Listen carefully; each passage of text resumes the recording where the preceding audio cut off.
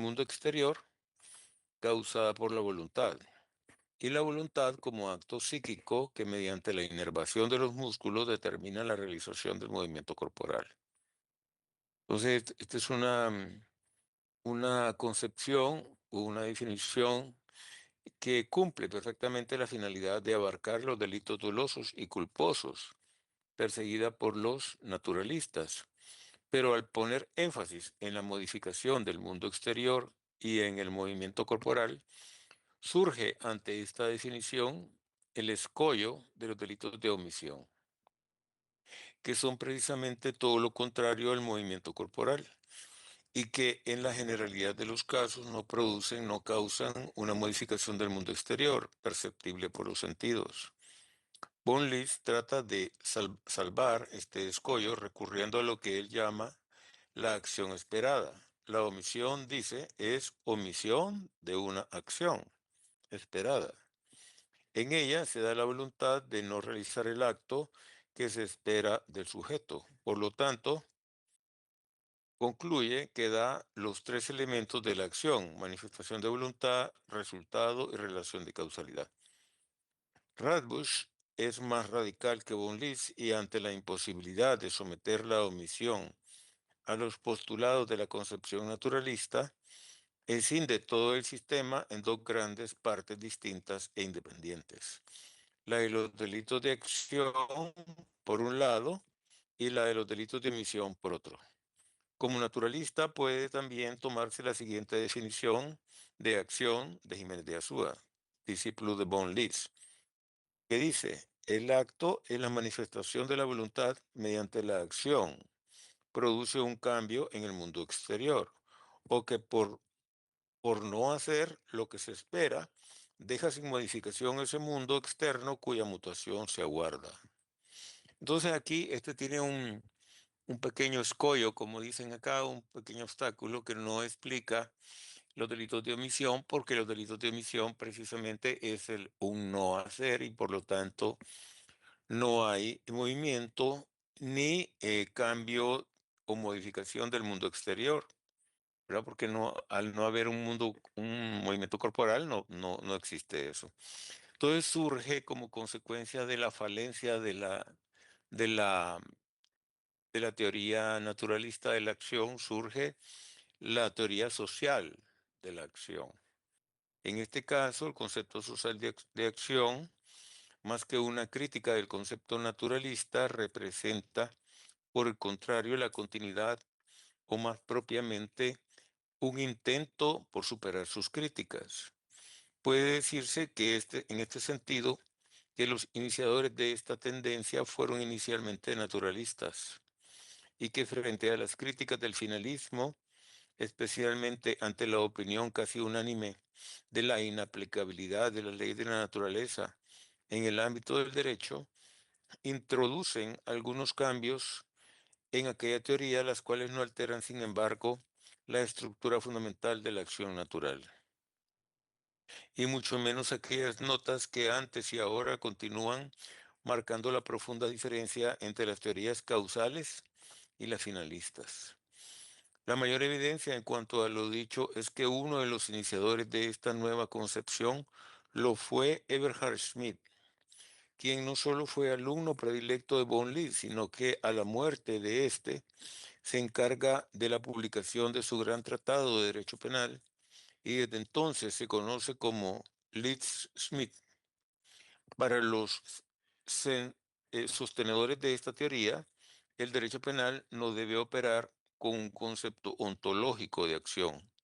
La acción, sostienen, es un concepto situado dentro del derecho, adecuado al especial cometido del derecho penal, siendo por ello un concepto perteneciente al derecho. La acción, sea en el derecho penal, dicen, no lo determina ni la experiencia ni la ciencia de la naturaleza, ni las imágenes de una filosofía antepuesta al derecho, sino el derecho penal mismo. Para ellos, el concepto de acción debe contener todo y exclusivamente lo que le acredite como base de todas las formas de aparición del delito. De esta forma, las notas que principalmente se diferencian del naturalismo son que, por una parte, se apartan del concepto prejurídico, ontológico de acción, independientemente de las leyes de la naturaleza, y por otro, su concepto de acción ya no es un concepto neutro, sino valorado de acuerdo a los patrones sociales. Entonces, tenemos un concepto naturalista de acción que, como dije, tiene determinadas falencias y por lo tanto es superada por el concepto social de acción. Aquí el concepto social de acción es un concepto situado dentro del derecho, adecuado al derecho penal, es decir, que se fundamenta en,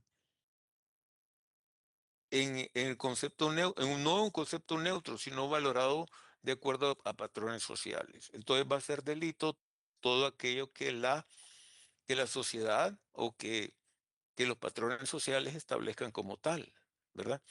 En cambio allá lo dejaba nada más al mundo de la naturaleza, ¿verdad? Pero aquí se considera el delito como una construcción social.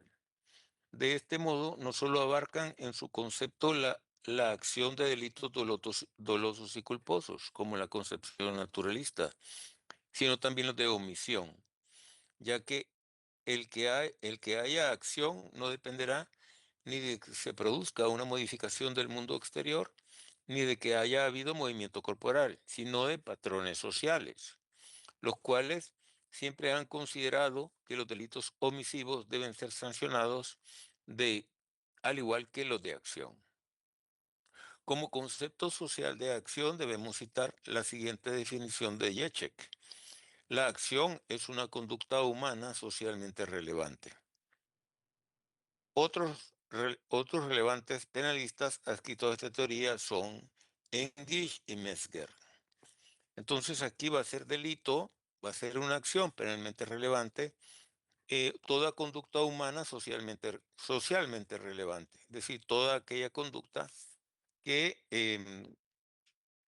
que limite patrones sociales, o sea, debe ser valorado conforme a los intereses generales de la sociedad, que son los patrones sociales sobre los cuales se establece el andamiaje jurídico, ¿verdad? Pero de ahí, aparte de las teorías sociales de la acción y las teorías causalistas, surge una nueva doctrina conocida como finalista. La teoría final de acción, fundada por Hans Welsel, se basa en la filosofía de Max Scherer y la N. Hartmann. Surge como una reacción a las teorías principalmente causalistas ya vistas. Para Welsel, la acción no es solo causal, sino que también principalmente final. La finalidad de la acción, dice Welsel, descansa en que el hombre, sobre la base de su deber causal, puede prever en cierta medida los posibles efectos de su actividad. Proponerse metas en diferente naturaleza y encauzar su actividad conforme a un plan para la consecución de dicha meta. La causalidad, dice, es producir ciego. La finalidad, producir vidente, conducido desde la meta. Las características principales de la teoría de la acción final son: A. No opera propiamente con un concepto natural de acción, sino que afirma que el concepto de acción, que corresponde al conocimiento filosófico al respecto, dice Maurach, que el concepto jurídico penal de acción, propio del derecho penal y adecuado a la construcción del delito, no debe ser necesariamente igual al concepto natural de acción, es decir, al de la vida diaria. La imposibilidad de una recepción incontrolada de los conceptos de derecho penal, agrega, se deriva ya de la existencia del delito de omisión, que fuera del ámbito del derecho no puede ser concebida como acción. Para abarcar, pues, los delitos de omisión, el derecho penal debe trabajar con un concepto de acción que suponga una ampliación del de la vida diaria. La voluntad consciente de la meta, rectora del suceso causal, constituye la columna vertebral de la acción. Esta voluntad, o sea, el fin, dice Welsel, es el factor rector que supradetermina el conocimiento causal externo y lo convierte de este modo en acción dirigida a una meta, sin cuya presencia resultaría la acción destruida por su propia naturaleza y reducida a un ciego proceso causal. Entonces, para los finalistas, toda acción debe perseguir el cumplimiento de un fin, ¿verdad? O de un propósito o de una meta. Entonces, lo importante de la acción para que sea penalmente relevante es que ese concepto de acción no se construya con el fundamento de la naturaleza o con la ley de la naturaleza, sino que también se establezca que esa acción va a ser relevante en cuanto a que persiga una finalidad o una meta determinada. Vaya, voy a poner un ejemplo. Para los causalistas, bien, los finalistas critican a los causalistas porque para ellos la acción, toda acción es la que produce resultado. Es un efecto ciego, en el sentido de que al finalismo no le interesa la intención del autor. Lo que le interesa más que todo es establecer el resultado. Por ejemplo, si una persona dispara sobre otro y lo mata, aquí no interesa si la intención era solamente herirlo o asustarlo, o el propósito del causalismo es determinar si ese disparo fue el que produjo la muerte de esa persona y no se complica, no se complica, porque no le interesa en sí mismo saber si en realidad el autor tenía ese propósito. Mientras que para el finalismo no, para el finalismo se sanciona en este caso como un homicidio, ¿verdad? El hecho de quitarle la vida, si en realidad esa acción respondía al propósito o al fin o a la intención que tenía la persona al disparar el arma, ¿verdad? A la finalidad perseguida. Si la finalidad perseguida, según los finalistas, era solamente lesionar, pero causa la muerte, entonces solo debe ser sancionado por la intención que tuvo, ¿verdad? Que en este caso era de lesionar, aunque se haya producido la muerte. Esa es la gran diferencia con el causalismo. Mientras que el causalismo no se cuestiona jamás la intención del autor, sino que solamente evalúa cuál ha sido el resultado y en base a eso eh, establece si hay una relación causal entre el resultado y la acción desplegada por el autor, entonces sanciona como un homicidio, sin preocuparse demasiado. Dígame, Elmi Yorleni. Buenas tardes, abogado Burgos. En este caso de la teoría finalista, se podría considerar cuando es por defensa propia que uno comete un delito.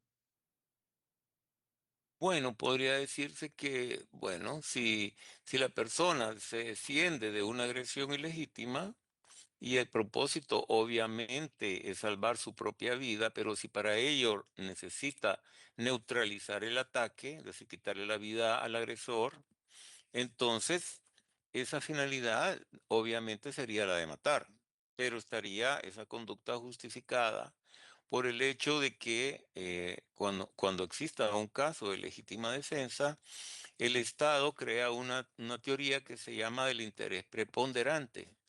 Al Estado le interesa más proteger a la persona que es agredida injustamente, ¿verdad? O que es víctima de una agresión ilegítima, a defender al que ataca sin justificación a otro. Entonces, en este caso, el que se defiende esa acción, aunque persiga un fin de matar, se estaría tutelada por el derecho y por lo tanto no sería una acción antijurídica o contraria a derecho, ¿verdad? Porque estaría justificada, estaría excluida la responsabilidad por estar amparada en una causa de justificación como lo es la legítima defensa. Mm. Gracias, abogado. Aquí tenemos, en los próximos párrafos, tenemos algunas diferencias de la ubicación de los elementos esenciales del delito según los causalistas y los finalistas. Por ejemplo, dice acá, Tradicionalmente, y en especial para todos los causalistas, el dolo ha sido un elemento integrante de la culpabilidad. Los finalistas propugnan por trasladar el dolo de la culpabilidad a la tipicidad, a la tipicidad. Para ellos, pues, el dolo pertenece al tipo y no a la culpabilidad. Por eso dividen el tipo en tipo objetivo y tipo subjetivo, estando constituido este último por el dolo o la culpa o imprudencia. Aquí vamos a explicar una cosa. Recordemos que los elementos esenciales del delito son acción, tipicidad, antijuricidad, culpabilidad y punibilidad. Nosotros, si utilizamos la teoría causalista, analizaríamos el dolo hasta que lleguemos a valorar el elemento culpabilidad, porque es ahí donde vamos a analizar la acción realizada por el individuo. Vamos a determinar si el individuo tiene o no tiene la capacidad de actuar, o si tiene o no tiene conocimiento o voluntad de realizar esa acción, o capacidad de realizar esa acción. Cuando hablamos de capacidad, es capacidad de acuerdo a, a la capacidad de dolo, de desear o querer producir ese resultado. ¿Verdad? Entonces se entiende que una persona ahí tiene libre albedrío para tomar esa decisión. Si realiza una acción que sabe y está consciente que va a cometer una acción prohibida, entonces se cumple con el elemento tipicidad. Entonces después se pasa a evaluar si esa acción ilícita que constituye delito está amparada por una causa de justificación. Si estuviera amparada, entonces la acción no es antijurídica, pero si no estuviera amparada, la acción sería antijurídica y por lo tanto tendríamos que pasar a hacer la evaluación de culpabilidad para determinar la capacidad del individuo para determinarse de acuerdo a esa comprensión. ¿Verdad? Entonces ahí hacemos la evaluación si la persona actuó con dolo o sin dolo. En cambio, para la teoría finalista, el dolo es parte del tipo penal, o sea que la intención del autor debe estar incorporada dentro de uno de los elementos propios del tipo penal. O sea que cuando el legislador construye la estructura de la ley penal, debe establecer qué intención o cuál es el sujeto o el objeto o el elemento subjetivo, perdón, el elemento subjetivo que tiene que perseguir el autor del delito para realizar esa acción ilícita. Por ejemplo, en el delito de homicidio, el delito de homicidio, obviamente que la intención del autor al cometer el delito, o sea, elemento subjetivo es la intención del autor, tiene que ser una intención de matar, ¿verdad? O sea que es un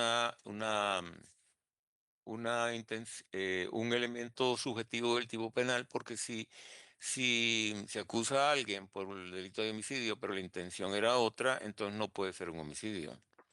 Por eso es que los finalistas ubican el dolo dentro de los elementos del tipo penal. En este caso, habrían elementos objetivos que serían todas aquellas acciones que tendría que ejecutar el sujeto para determinar si ha cometido el delito de homicidio, que en este caso tendría que ser necesariamente el hecho de quitarle la vida a un ser humano, ¿verdad? Ese es el elemento objetivo, ¿verdad? Y el elemento subjetivo es la intención de matar, que tiene que estar incorporada dentro de la misma figura, ¿verdad? Del tipo penal. Por eso los finalistas hablan de que el tipo penal está constituido por un tipo objetivo y un tipo subjetivo, que tienen que darse los dos al mismo tiempo, ¿verdad? Y que el dolo es parte del tipo subjetivo del delito. Bien, como por ejemplo en el delito de robo. Obviamente el delito de robo, el ánimo es desapoderar, o sea, quitar un objeto o apoderarse de un objeto que no le pertenece, pero el medio utilizado es lo que hace la diferencia en este caso, ¿verdad? Que puede ser, fue violencia en las personas Intimidación también puede darse en las personas o fuerza en las cosas, ¿verdad? Fuerza en las cosas es cuando, por ejemplo, rompemos un llavín para abrir una puerta, ¿verdad? O forzamos un llavín para robarse un carro o rompen una ventana. Eso es fuerza en las cosas, ¿verdad? La intimidación podría ser con arma o sin arma, ¿verdad?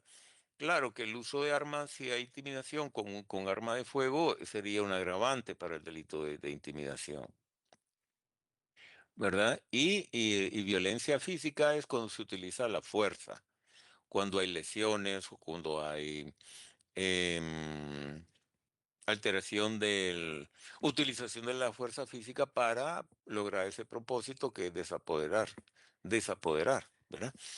Entonces, bueno, aquí el objeto, en el caso de las lesiones, el ánimo tiene que ser de lesionar o de causar una herida, pero no de matar. Si el que pretende lesionar causa la muerte, entonces habríamos que determinar si esa muerte es a título de culpa o negligencia o imprudencia, ¿verdad? O es un delito doloso. Entonces, en este caso, porque también podría ser una tentativa de homicidio, ¿verdad? Entonces, generalmente aquí se tiene que debatir cuál era la verdadera intención del autor, ¿verdad? Por ejemplo, un caso de la vida real. Están unas personas cultivando la tierra, están utilizando herramientas como palas, picos, piochas, y dos señoras empiezan a discutir. Una de ellas es la madre de uno de los trabajadores y la otra es una señora que está cultivando la tierra. Pues entran a discutir y entonces el hijo de la señora que está discutiendo agarra una pala y por la espalda le da un golpe en la cabeza al marido de la otra señora, sin que la persona se dé cuenta, pues, que le iban a atacar. Entonces, ese golpe con una pala en la cabeza le causa una conmoción cerebral al extremo de que cae en el suelo desmayado sin conocimiento y se producen convulsiones, ¿verdad? Un golpe fuerte en la cabeza y las personas piden auxilio, lo suben a una patrulla policial y lo llevan al hospital en el cual lo someten a una cirugía y le logran salvar la vida. ¿Cuál era la intención? La pregunta, ¿qué intención tendría la persona que utiliza una pala y da un fuerte golpe en la cabeza? ¿Qué intención tendría? ¿De lesionar o de matar? Entonces, quiero que ustedes me ayuden a determinar el elemento subjetivo de esa persona, si es válido para una tentativa de homicidio, porque afortunadamente en este caso, la muerte de la persona no se produce por razones ajenas a la voluntad del autor, ¿verdad? Y porque lo llevan rápidamente ante el médico y le logran salvar la vida. Pero ¿qué intención tendría la persona? ¿Cómo se puede derivar la verdadera intención del autor en este caso? Cualquiera me puede contestar. Abogado, buenas tardes.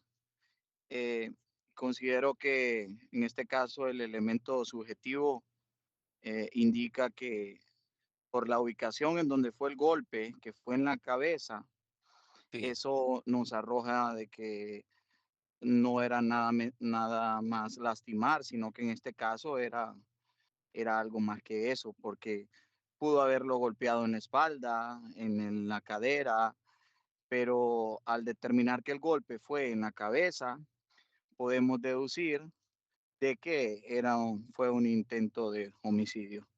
Eso es lo que considero, abogado. sí. A ver, ¿alguien más que quiera participar? ¿Para ustedes es una tentativa de homicidio o un delito de lesiones?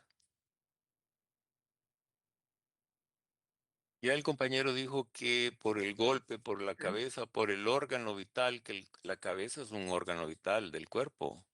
Un golpe en la cabeza puede causar la muerte o puede poner a la persona en peligro de perder la vida, ¿verdad? Porque el cerebro es el órgano más importante del cuerpo humano, ¿verdad?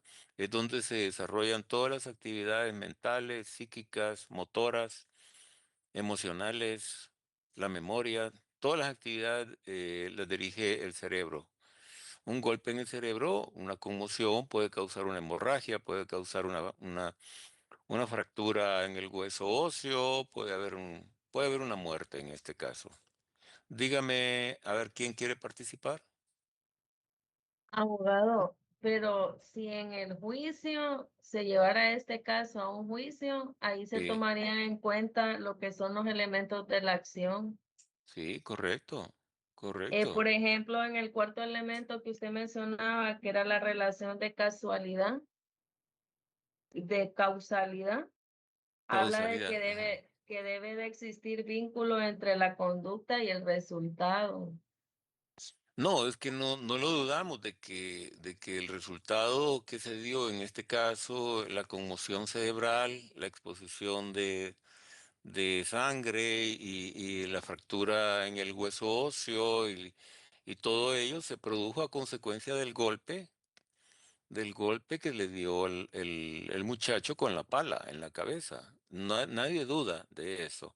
Pero la pregunta del millón, ¿qué intención tendría? ¿De lesionar o de matar? Ya el compañero dijo que por el órgano Mata. afectado, la intención es de matar, pero tendremos que tener otros elementos de juicio para poder llegar a esa conclusión, no solamente uno. Dígame, Edison. Abogado, algo que olvidé mencionar es que pues la discusión se originó en un lugar en donde estaban trabajando y esos elementos, el elemento que se utilizó para el golpe era una herramienta en ese momento, no fue con alevosía y ventaja que él ya llevaba la pala, por ejemplo, desde su casa para darle con la pala, sino que ese elemento lo tenían ahí. Entonces, el elemento subjetivo o utilizado, perdón, pues hay que considerar eso también como una, no sé si, no quito lo que primero dije, ¿verdad? Esa tentativa de homicidio, pero también no sé si esto como que se tomaría como un atenuante, abogado, en este caso, el hecho de que el arma que se utilizó fue en ese momento una Obviamente, herramienta. obviamente que en este caso no pudo haber habido premeditación, no había una intención inicial, sino que fue una discusión que se inició entre la señora, ¿verdad? Los parientes de los muchachos, y donde ellos se calentó la situación tanto que fue de improviso, fue una discusión improvisada. Incluso utilizaron las herramientas de trabajo como arma, en este caso la persona porque no tenía planificado esto, sino que se dio la discusión y por eso actuó de esa manera. Si hubiera habido premeditación, si hubiera habido planificación, entonces ya no sería una tentativa de homicidio, sino que podría ser hasta una tentativa de asesinato. Dígame, Ana Paola, Sí, bueno, yo igual pienso que sería una tentativa de homicidio porque estuvo la intención de matar, un dolo. por qué considera que tenía intención de matar? ¿Por el órgano afectado, nada más? Este, por por la acción, por cómo lo realizó, se dejó llevar por un impulso, pienso yo. No sé. Otro factor que se Osman podría, Argueta, perdón, levanten la mano. Osman Argueta.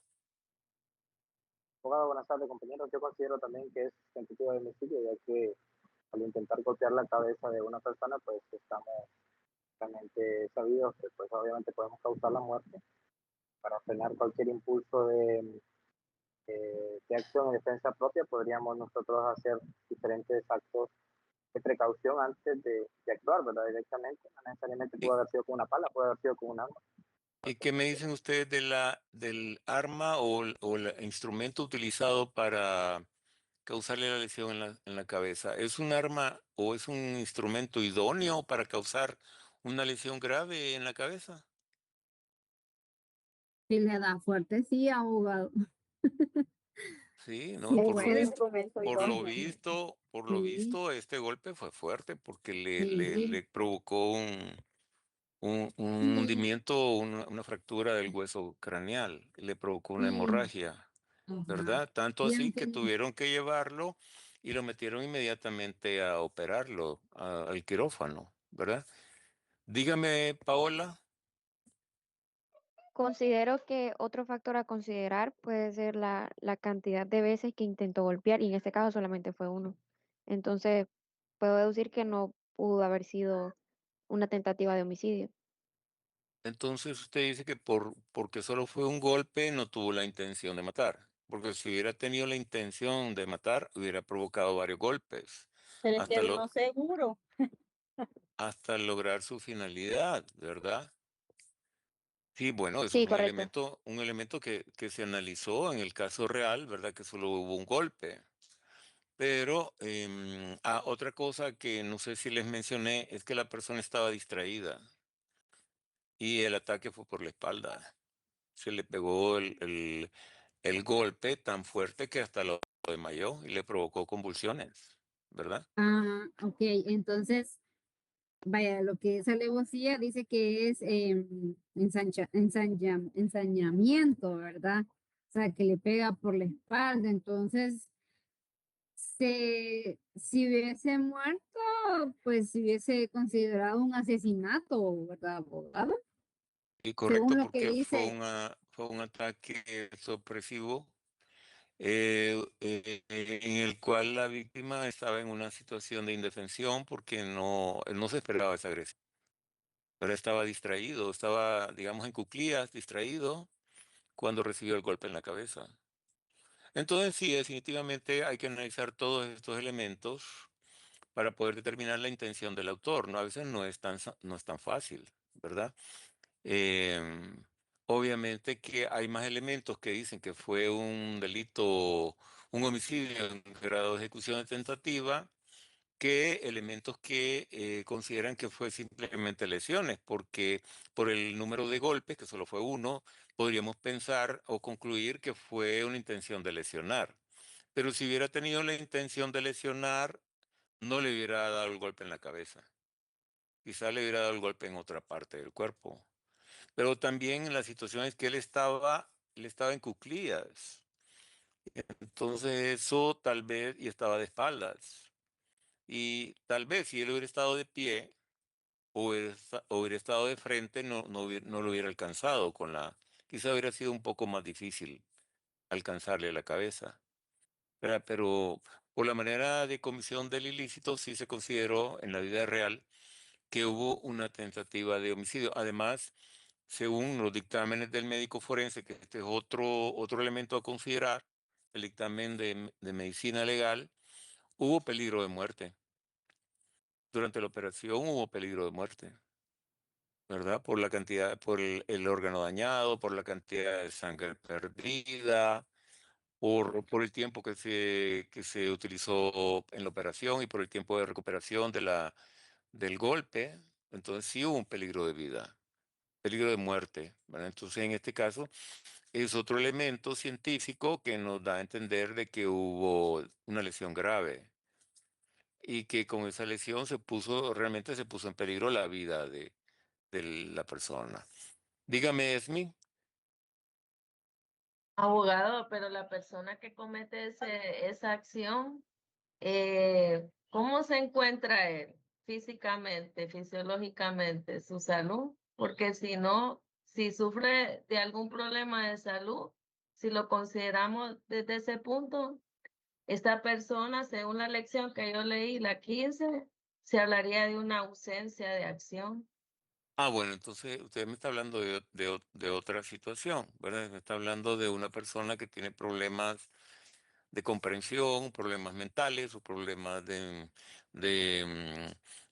digamos, de ausencia de conocimiento, de percepción de la realidad. Entonces, en ese caso, habría que analizar ya su capacidad de culpa, su capacidad de comprensión, ¿verdad? Pero ahorita apenas estamos analizando la acción, ¿verdad? Pero cuando nos toque tal vez analizar si hay dolo, si hay capacidad de comprensión, cuando estemos analizando el elemento culpabilidad, podemos determinar si la persona realmente es responsable de las acciones que hace. Bueno, otro caso les voy a plantear, ya que tocaron ese tema, ¿verdad? Era el caso de un paciente psiquiátrico, ¿verdad? Paciente psiquiátrico que tiene diagnóstico de padecer de una esquizofrenia. Ustedes saben, la esquizofrenia es una enfermedad grave. Bueno, lo llevan al hospital Mario Mendoza, está interno, lo logran recuperar y está sometido al tratamiento de medicamentos. Entonces, mientras la persona esté con medicamentos, no tiene ningún problema, puede desempeñar su vida normalmente, ¿verdad?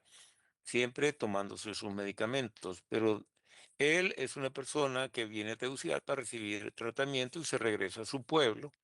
Él es de Santa Bárbara, ¿verdad? Es un campesino. Y resulta que deja de tomar el tratamiento y vuelve a caer en la crisis mental, ¿verdad?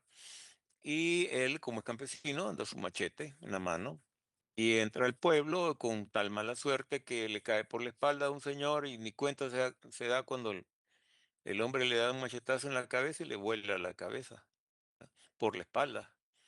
El señor ni cuenta se dio en el momento en que se le acerca el loquito, bueno, el loquito del pueblo, entre comillas, que andaba un machete en la mano y no se dio cuenta cuando le llegó por la espalda en el parque y le hizo un machetazo y le cortó la cabeza. Entonces cae preso el muchacho, ¿verdad? Acusado de asesinato porque fue por la espalda. Y no tenían discusión, no tenían ninguna enemistad, no había ningún motivo para hacer ese acto, ¿verdad? Y entonces la fiscalía lo acusa de asesinato. La defensa dice que él estaba sufriendo una psicosis mental transitoria porque había dejado de tomar sus medicamentos y que en el momento preciso de la acción no sabía lo que estaba haciendo y que no tenía control ni de su conciencia ni de su voluntad y que ni se acordaba de lo que había hecho. Entonces, es el caso distinto del otro, ¿verdad? Porque en el otro caso es una persona que está normal, ¿verdad? Nunca en el juicio nadie alegó que estuviera adoleciendo de alguna enfermedad mental o que tuviera algún diagnóstico médico, psiquiátrico o algo así. Diferente es el otro caso, ¿verdad? Entonces, el otro caso llegaríamos a analizar si la persona tenía en realidad o estaba adoleciendo de alguna crisis psiquiátrica, producto de su enfermedad mental, ¿verdad? Y tendríamos que medir si al momento de la comisión del ilícito tenía conciencia y voluntad de su acción, para poder determinar si es un inimputable o es un imputable, o si tenía control o no tenía control de sus movimientos, de su acción, de su comportamiento, ¿verdad? Entonces, eso se analiza cuando estamos analizando el elemento culpabilidad. Pero para los finalistas, recuerden, los finalistas consideran de que el tipo subjetivo del delito se debe analizar en el tipo penal. Entonces, ahí donde tenemos que analizar en el tipo penal si realmente tendría la intención de matar, digamos, en el caso del muchacho con el machete. ¿Verdad? Entonces, si no concuerda, si en este caso no tenía control, digamos, de su conciencia y su voluntad, tampoco tenía capacidad de decidir, no tenía capacidad de decidir y en consecuencia sería un inimputable. Habría que absolverlo y por razones de inimputabilidad puede adolecer de una enfermedad mental incapacitante y someterlo a una medida de seguridad de internamiento en un hospital psiquiátrico, porque el hecho de que sea absuelto por ese motivo, por una causa de inimputabilidad, no quiere decir que va a quedar libre, sino que va a quedar sancionado con un internamiento en un hospital psiquiátrico o en un centro penitenciario, en una ala psiquiátrica del centro penitenciario. Dígame primero Esmi y después Edison. O sea, abogado, que aquí sí existe la conducta, pero no se puede comprender. Sí, si la persona no tiene capacidad de comprensión, digamos, si está total, porque ¿qué es lo que pasa con un esquizofrénico? Normalmente el esquizofrénico está ausente de la realidad. Y puede ser que incluso mire fantasmas o mire monstruos, o sea, son personas que distorsionan la realidad.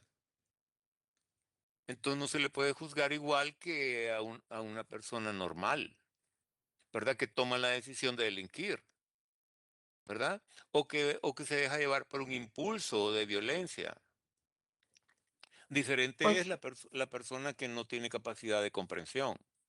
o sea que sí, se acepta el delito, pero no tiene una responsabilidad penal el individuo, ¿verdad? Tiene una causa de exclusión de la responsabilidad penal porque su acción no tendría capacidad de culpabilidad. ¿Por qué? Gracias. Porque para que tenga capacidad de ser culpable de una acción como esa, tiene que manejar esos dos aspectos. Tiene que ser una acción dolosa. Y para que exista dolo, tiene que haber conciencia y voluntad. Conocimiento de que está realizando una acción ilícita y voluntad de querer realizarla. En el caso de la persona que adolece de una esquizofrenia, no tiene ninguna de las dos.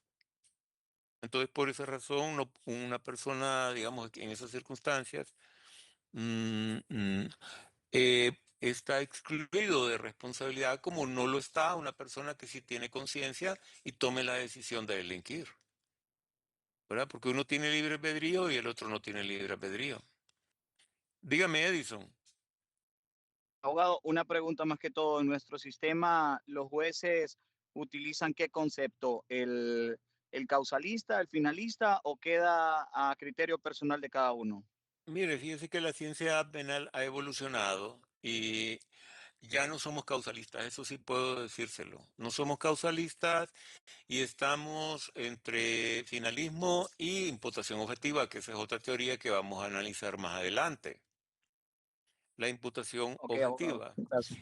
Es más, les voy a dejar una tarea para el segundo parcial que tiene que ver con la comparación de las teorías finalistas con la de imputación objetiva, porque es necesario que analicemos estos casos con base en las tres teorías, causalista, finalistas e imputación objetiva, porque eso es lo que prácticamente les va a servir en su carrera profesional, ¿verdad? Porque la, la visión de las teorías es diferente, la responsabilidad que se deduce es diferente. Dígame, Ana Paola. Abogado, entonces, por eso mismo salió libre la doctora que mató a la hija, ¿verdad? Y pues ella no fue suspendida del cargo porque, o sea, de su profesión, porque ella aquí en San Pedro, bueno, ahí en San Pedro está trabajando en, Sí. en una clínica de niños. Según tengo entendido, porque no conozco particularidades de ese caso en particular o en preciso de ese caso determinado, es que ella estaba adoleciendo de una crisis. No sé si era una crisis hormonal o mental, no sé. Hubo un dictamen que la excluyó de responsabilidad. Ese dictamen médico la excluyó de responsabilidad. Entonces, em, determinó que al momento de la comisión del ilícito la persona no tenía conciencia de lo que estaba haciendo, ¿verdad? Puede ser que le haya afectado su capacidad de comprensión, ¿verdad? Pero bueno, ¿por qué no hacemos un trabajo de investigación y buscamos ese caso para analizar lo que fue lo que determinó el tribunal? Si determinó que la persona no sabía en ese momento lo que estaba haciendo o estaba bajo los efectos de una situación emocional que le afectó su capacidad de comprensión. Pero entonces, en este caso, si fue así, entonces la excluye de culpabilidad, le exime de responsabilidad penal, ¿verdad? Pero la persona obviamente tendría que haber quedado con alguna limitación o sometida a un tratamiento, por lo menos, ¿verdad? Porque no fue poca cosa la que hizo, ¿verdad? Abogado, ya me Sí. retiro porque son las 6, voy a otra clase. Sí, tiene razón. Entonces, nos vemos mañana, si Dios lo permite.